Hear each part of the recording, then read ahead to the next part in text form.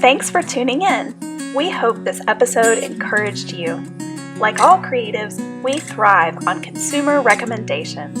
So, please consider leaving us a review and sharing our podcast with your creative friends.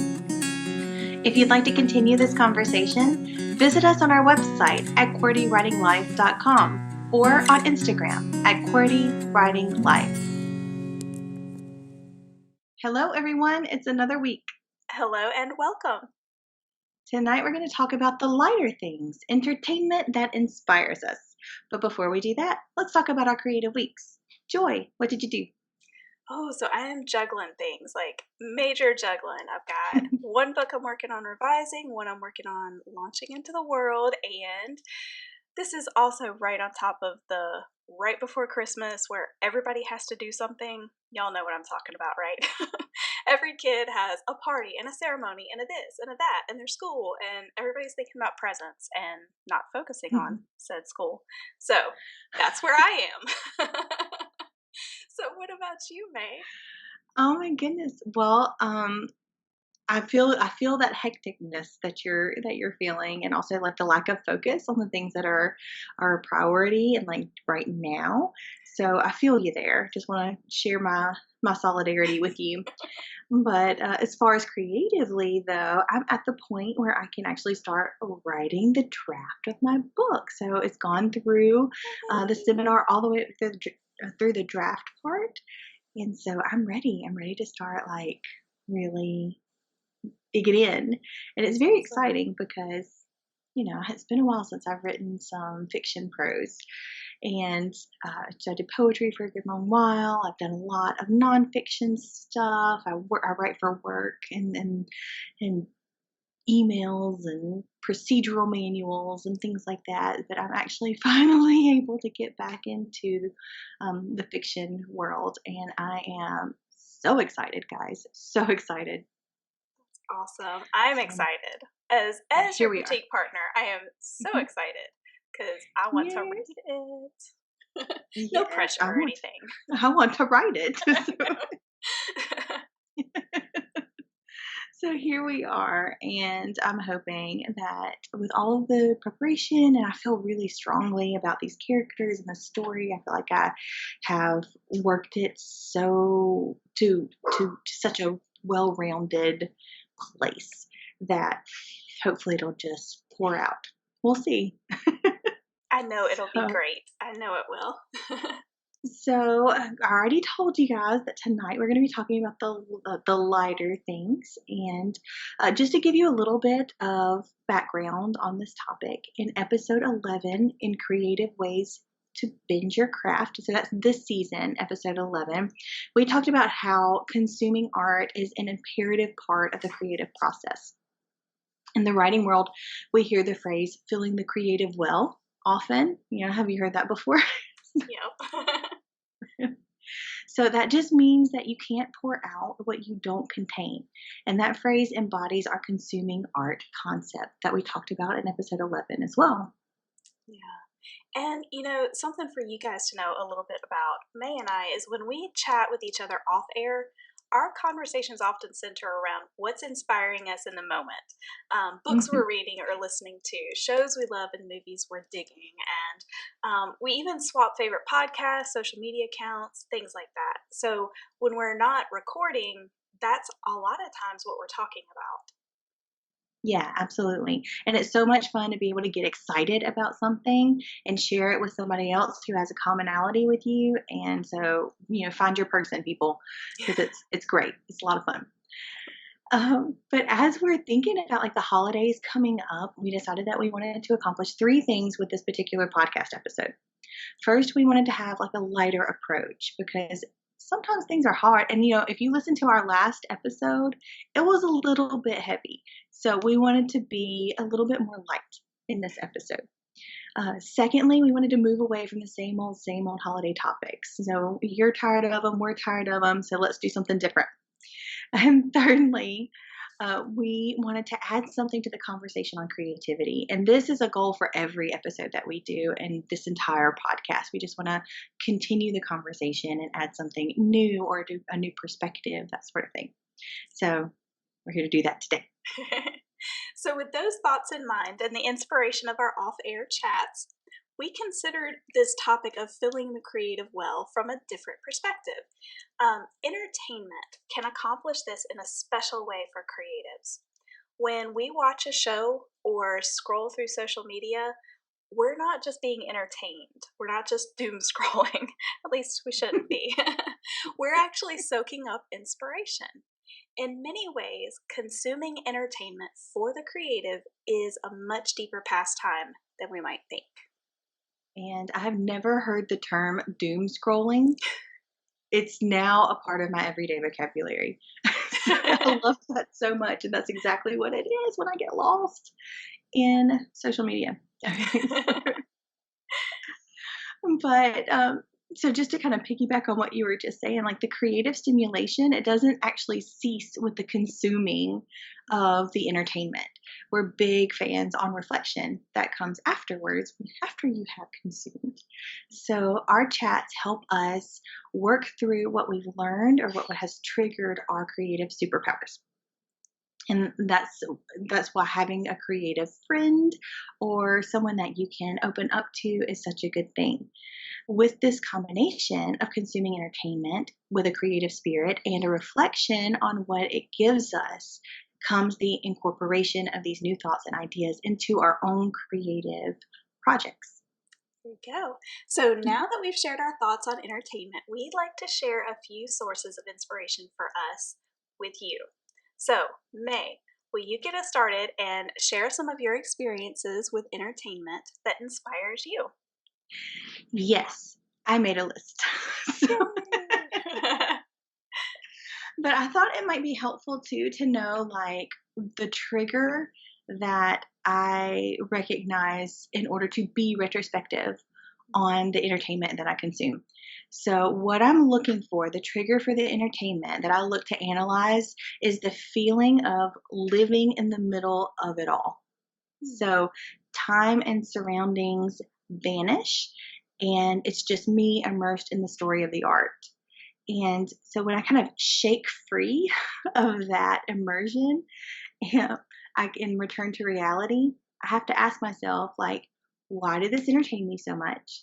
And how can I apply whatever the reason was that it entertained me so much to my creative projects?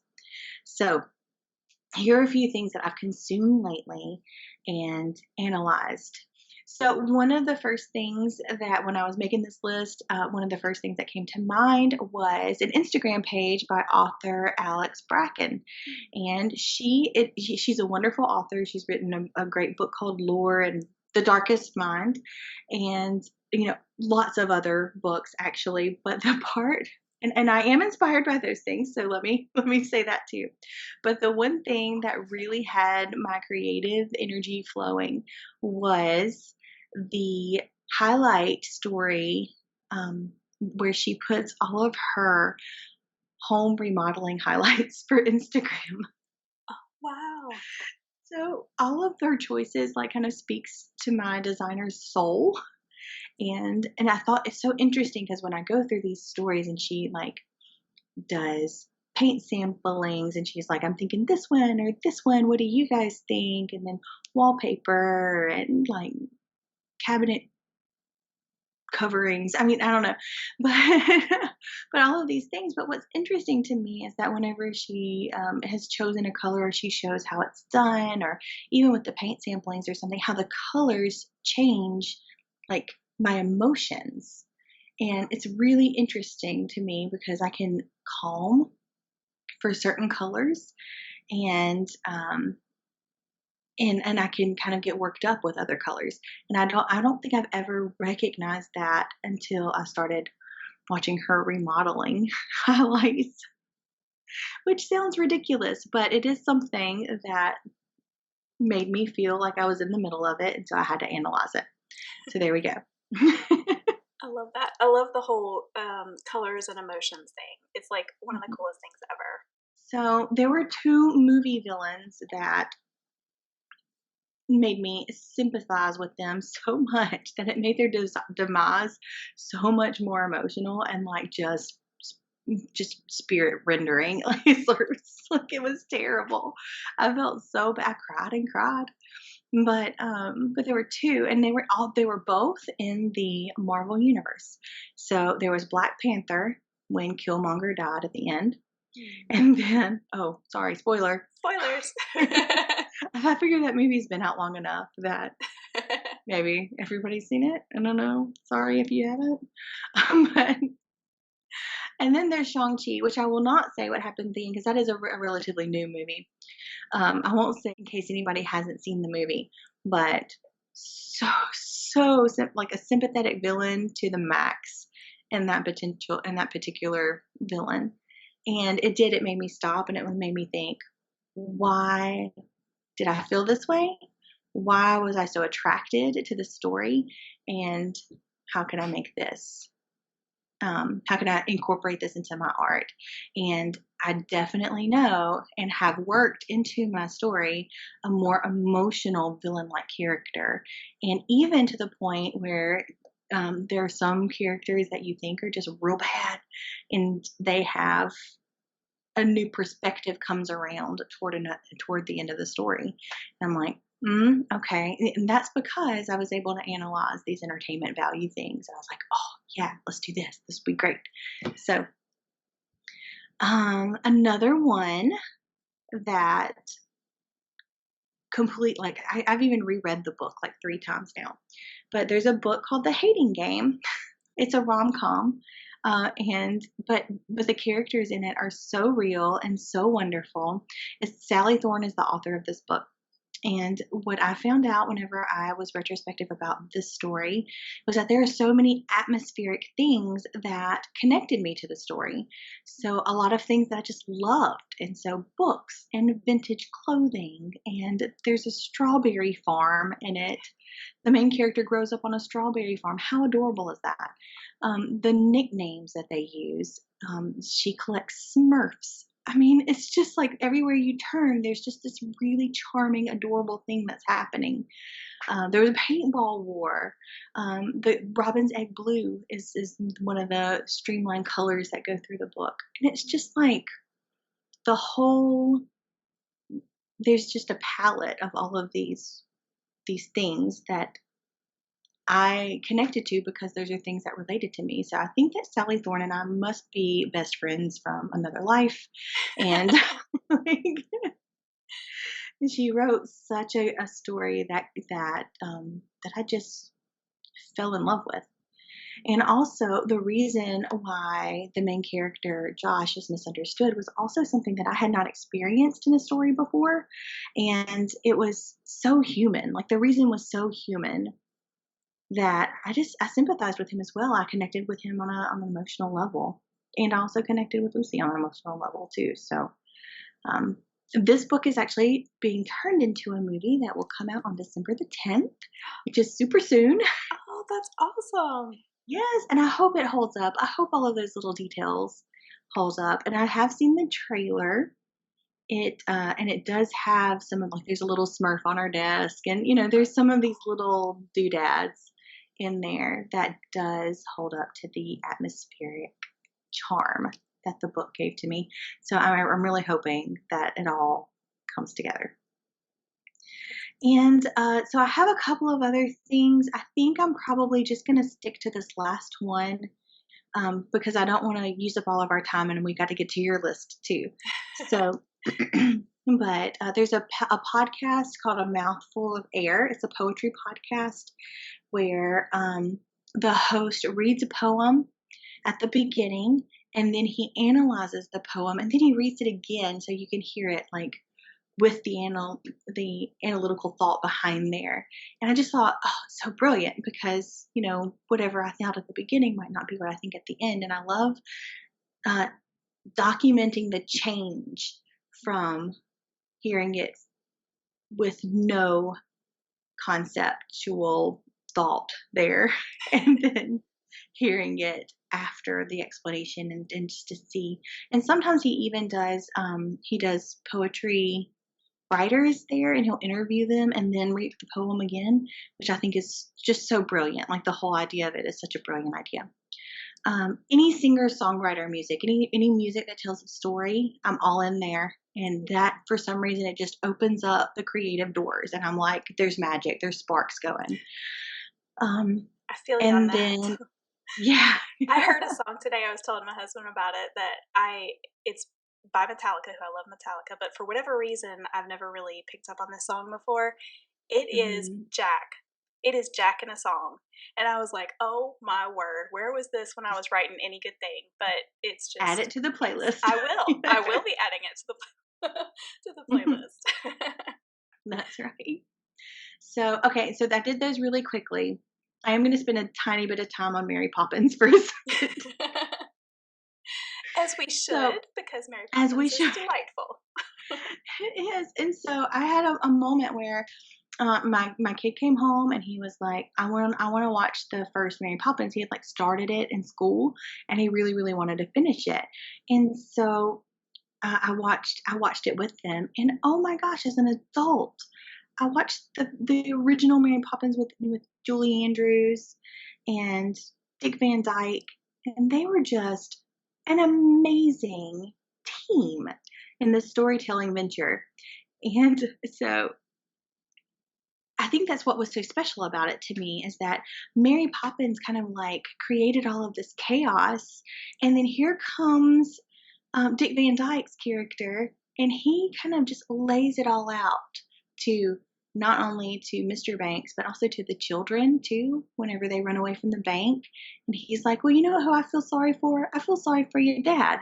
And it's like, oh my gosh, like, they finally have some sort of perspective about their dad. And then he's also the one who gives the dad perspective about the kids. And Mary Poppins has set up the table of events for all of this to come to fruition. But if it was not for the partnership with Dick Van Dyke, Mr. Banks wouldn't have gotten it, and the kids wouldn't have gotten it, and there would not have been that beautiful character arc at the end of the movie. So there is that. Um, so because I watched that, and I was like, I have to compare this, right, to the new Mary Poppins. So I watched Mary Poppins Returns. And I did love the movie. I did love the movie, but there was not that partnership there, and I did miss that.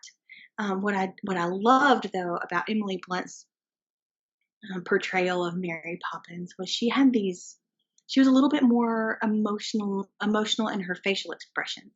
So she would have quiet facial expressions that showed like her true emotion. So when the kids would like leave the room, she would share that with the audience of the movie.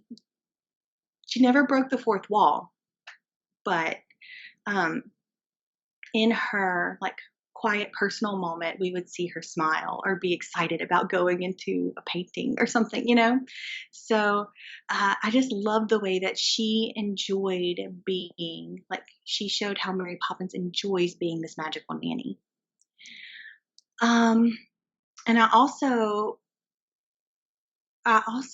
noticed in that movie too that Mary Poppins was a little bit dismissive to the children, and I noticed that in the first one too, but I didn't understand why until I watched Mary Poppins Returns. And actually it makes a ton of sense when you kind of pick it apart and look at it retroactively. And because if she would have been super loving and affectionate to the children would not have they would have attached to her and not to their parents. And I just thought, wow, I never thought about that from a storyteller perspective. And now I see that. And so there are going to be some choices that my characters are going to have to make that's actually for the good of the other people in the story. Mary Poppins wanted to hug up those kids. She did. Exactly. So, anyway, so that was so very interesting. And then after I watched Mary Poppins Returns, I was like, well, now I have to see Saving Mr. Banks. So Well, of course.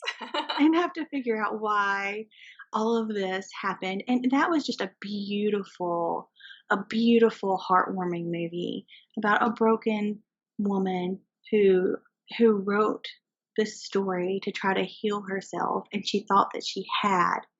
And it wasn't until she kind of let go of the character and the bits of the Band-Aids that were kind of holding her together. Could she truly heal? And I was just like, oh, this, it kind of brought all of those things together and formed this well-rounded, like, piece of entertainment that was super inspirational to me.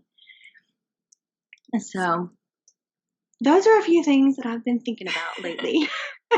I love that. And I think that two things that really stand out with the Mary Poppins thing to me is how inspirational it is to watch.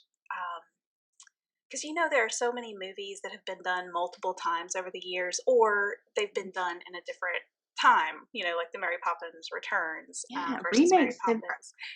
Remakes are huge. Why? I don't Yeah, understand what's going on with they that. are. But yeah. But like you were explaining about like how the actress who played her in the second one is like the way that she portrays that character is so different. But there's these little things, and I think for us as writers, that really helps us think about our characters maybe in a different way. Like how would my character act if I were acting them out? Or what if someone else was acting them out? Like you can kind of pull that into your writing and in an interesting way. And then another thing with it is what you said at the very beginning, how you hadn't seen Mary Poppins since you were a kid, probably. So watching it again as an adult is a completely different experience. And I think, when we think about potentially writing for children, when it comes to writing books for kids, I think having that mindset of remembering what it was like to take in and consume this story as a child, and then again as an adult, picking up all those little nuances and those little things that we didn't pick up as kids, and how as an author you can kind of weave both of those things into a story. So super inspirational all the way around. Yes. I love that. Thank you for that analysis too, because it is. It's just a totally different thing. I'm going to need to push pause for just a second. There's a raccoon on my back porch trying to eat the cat food. Oh no. So okay. Well, you go take give care me a of minute. Raccoon. That's right. So there's a hole in my screened-in porch. Oh no. Made by a raccoon or 5. There were way more than one out there. I don't know if there were 5, but that might be an exaggeration. But there was at least 3. Oh my gosh. Yeah. It was a gaggle of raccoons. Okay, I wonder what they're called. Like a group of raccoons. You know how like everything like What's the collective noun? Yes, like owls, it's a parliament, right? Yes, we should find out. I feel like we need to know this. This is something we need to know. This is a good sidebar, people. Yes. This is what we call a squirrel.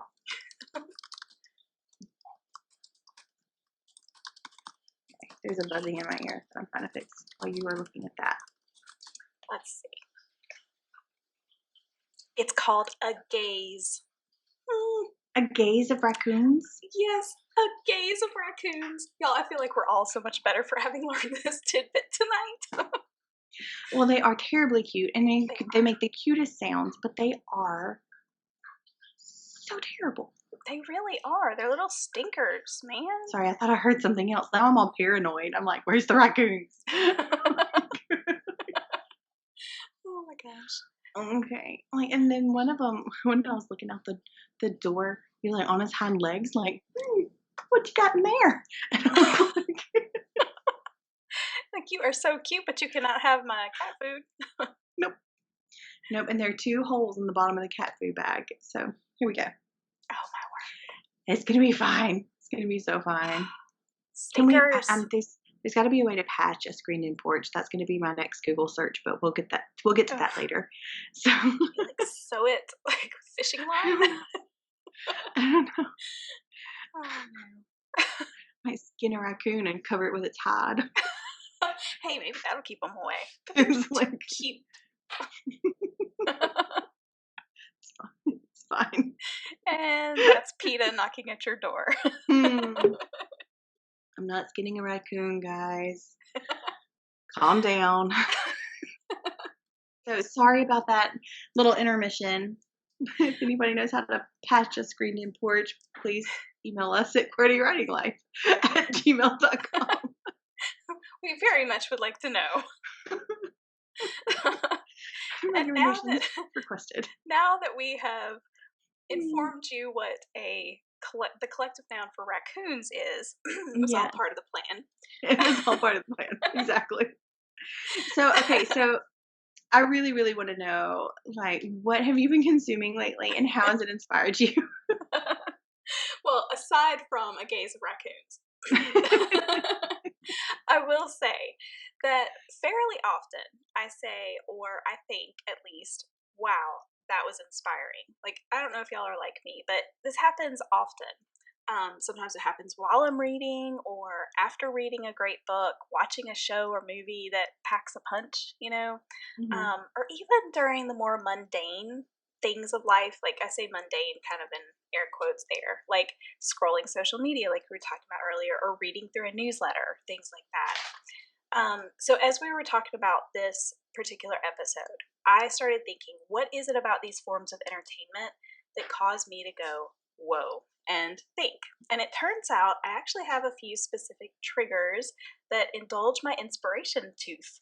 And from there, I have specific ways of transforming their creative boost into my past, current, or future projects. So, today I'm just going to share two of those with you, though, because I could probably just drone on and on forever about this and bore you all to tears, and I'm not going to do that to you. So, two things. First and foremost, I am a seeker of stories. That's what I figured out about myself. I literally crave stories. Like, I'll be sitting there and I will literally think I'm craving a story. You know how you get hankerings for cheesy bread from Domino's or really ooey gooey brownies? Well, I crave stories in the same way. So, one of the things that came to mind is art. You know how people always talk about what paintings or art mean to them, or like how they speak to them, or what it makes them feel? I don't really reflect that way very often. I feel like a novice of the museum world by saying that. But I want to know about the artist, and I want to know the story behind the painting. I want to know why that artist created the way they do. What's the story behind the sculpture, for example? What does it mean to them? And then knowing their story or the story of the piece or whatever kind of makes that art live for me. Even just knowing a little bit about the time period of the artist, for example. It's just that story nugget that kind of helps me start spinning my wheels and thinking more creatively about the piece. When it comes to TV, while I love a good cooking show or home improvement show as much as the next gal, sometimes I just need a tale. And so I'll flip on NCIS or I'll continue my really nerdy journey of going through all the Arrowverse episodes in order. Mhm. Because they're just so good and I love Arrow. But anyway, I digress. Sometimes, though, cooking shows or home improvement shows also spin a yarn or two. And I am really digging the Magnolia Network for this reason. So, to me, Chip and Joanna Gaines' show Fixer Upper, which some of you guys may have watched, that show always to me has been way more about the story behind the homes and about their family than necessarily about the design or the renovation work. And I feel like that's an approach that the Gaines have kind of made their own and done really well. And now they infuse it into the other shows that are on their network. So, two of my favorite shows are The Cabin Chronicles and Self Employed.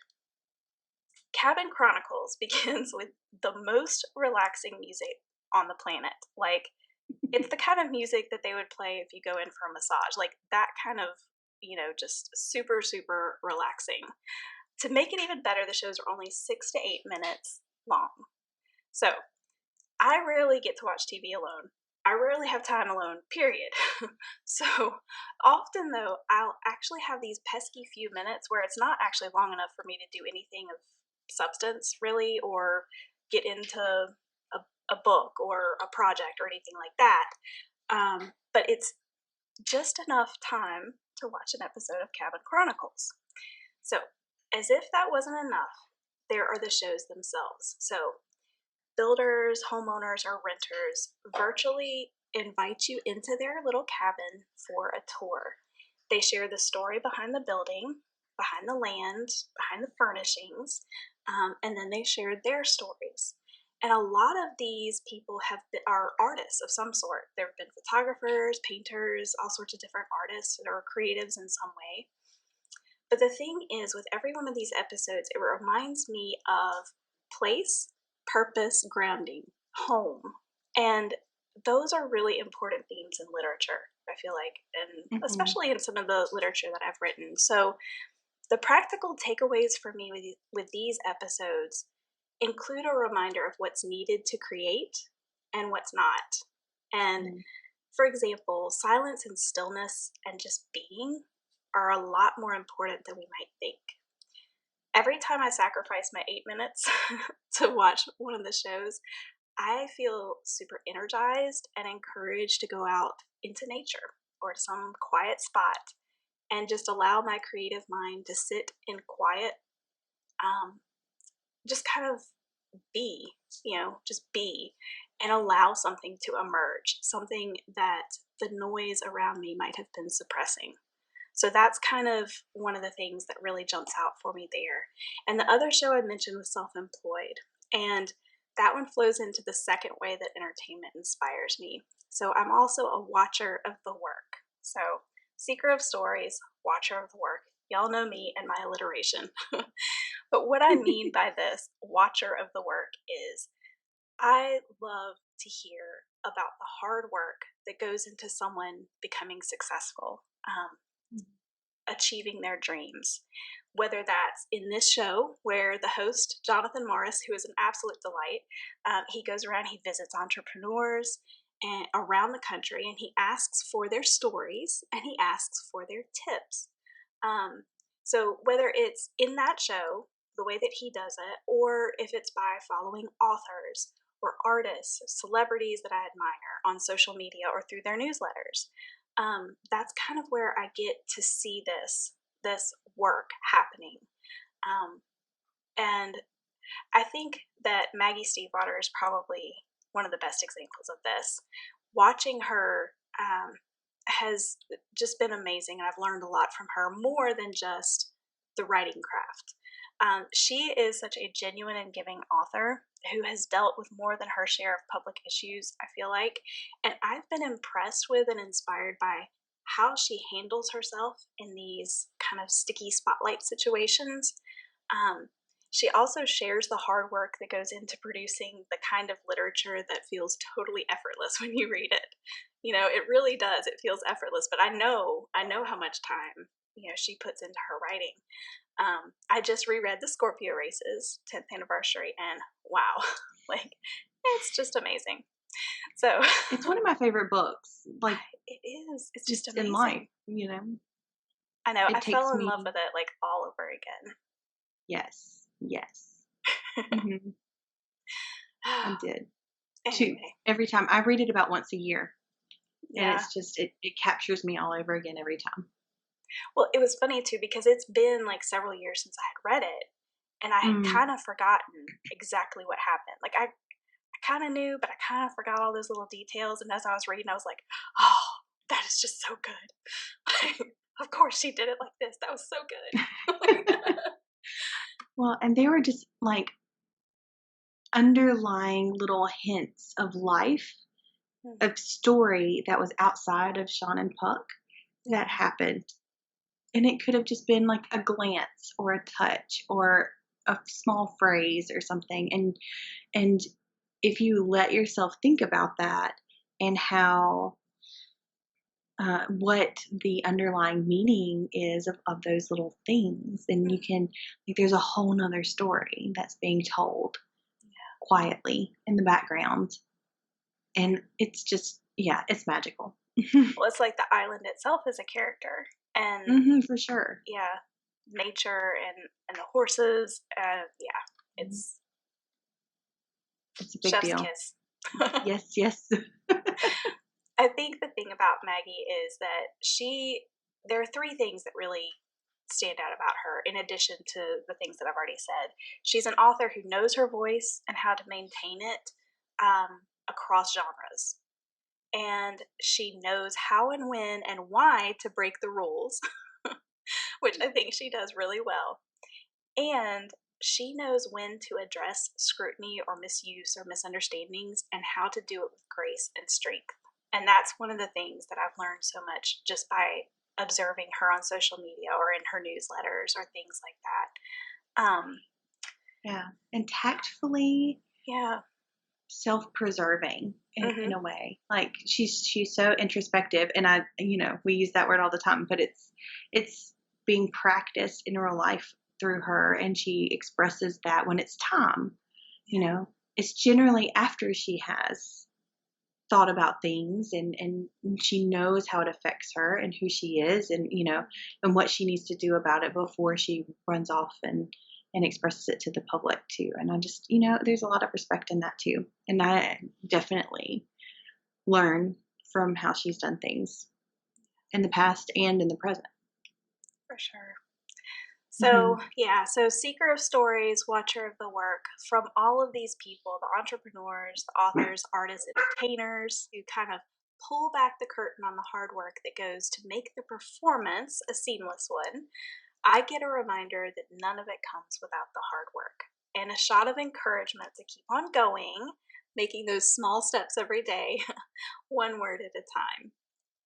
So those are two huge ways that entertainment inspires my creative life. And now that we've shared some of our lighter side and how it impacts our creativity, we would love to hear from you. So, how about a QWERTY challenge? That sounds great. Let's do it. Okay. So, here are a few questions for you guys. How can you approach entertainment differently? What do you consume on a regular basis? Is it podcasts, social media, TV shows, Hallmark movies? Whatever your guilty pleasure, how does it boost your creativity? Do you have a creative friend you can share your thoughts with?